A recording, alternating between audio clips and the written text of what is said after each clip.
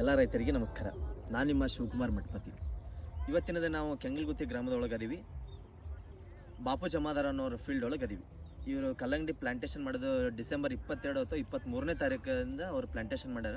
Already ನಮ್ಮದು ಇದೊಂದು 15ರಿಂದ 16 ದಿನದ ಕ್ರಾಪ್ ಆಯ್ತು. ಆಲ್ರೆಡಿ ನಾನು ಇದರಲ್ಲಿ 2 ಡ್ರಂಚಿಂಗನ್ನು ನಾನು ಮಾಡಿಸಿದ್ದೀನಿ. 1 ಡ್ರಂಚಿಂಗ್ದಲ್ಲಿ 19 2 kg, 1144 11 ಜಿಟಾಲ್ದವ್ರದ್ದು 2 kg, ಪ್ಲಸ್ ಮೊಬಿಶೆಲ್ ಹೆಚ್ಚು 1.5 kg, ಸೂಪರ್ ಸಿಲ್ ರೂಟು 1 ಲೀಟ್ರ್, ಪ್ಲಸ್ ಇದ್ರ ಜೊತೆ ಮೈಕ್ರೋ ನ್ಯೂಟ್ರಿಯೆಂಟಾಗಿ ನಾನು ಟಾಟಾದವರು ಟ್ರೆಸ್ಸೆಲ್ಲನ್ನು ಉಪಯೋಗ ಮಾಡಿಸಿದ್ದೀನಿ.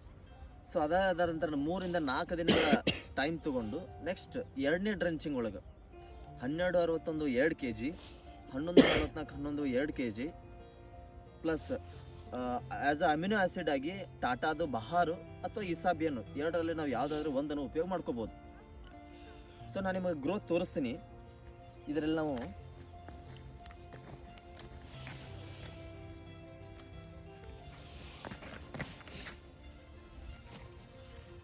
ಹದಿನೈದು ದಿನದ ಕ್ರಾಪ್ ಒಳಗೆ ನಾವು ಎಲ್ಲಿದು ಸೈಜ್ ಕೂಡ ನೋಡ್ಬೋದು.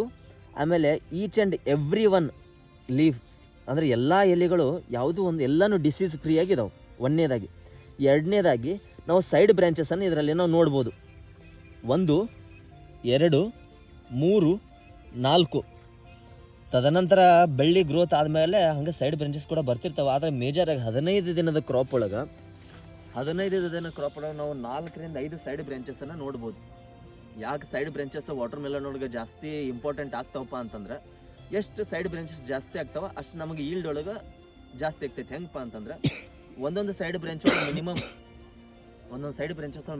2 ರಿಂದ 3 kg ಎವರೇಜ್ ಈಲ್ಡ್ ಹಿಡಿದ್ರು, ನಾವು 4 ಸೈಡ್ ಬ್ರಾಂಚಸ್ ಹಿಡಿದ್ರು 7 ರಿಂದ 8 kg ಕ್ಯಾಲ್ಕುಲೇಟೆಡ್ ಈಲ್ಡ್ ನಮಗೆ ಸಿಗ್ತೈತಿ.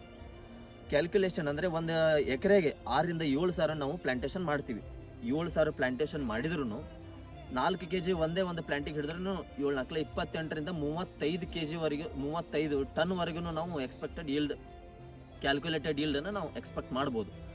ಸೊ ಇಲ್ಲಿ ಹೆಂಗೆ ಡಿಫ್ರೆನ್ಸ್ ಆಗ್ತೈತಾರೆ, ನಾನು ಕ್ಯಾಲ್ಕುಲೇಟ್ ಮಾಡಿದಷ್ಟೇ ಈಲ್ಡ್ ಯಾಕೆ ಬರೋಂಗಿಲ್ಲಪ್ಪ ಅಂತಂದರೆ, ಕ್ಯಾಲ್ಕುಲೇಟೆಡ್ ಈಲ್ಡ್ಗೂ ಆಮೇಲೆ ಎಕ್ಸ್ಪೆಕ್ಟೆಡ್ ಈಲ್ಡ್ಗೂ ಭಾಳ ಡಿಫ್ರೆನ್ಸ್ ಇರ್ತೈತಿ.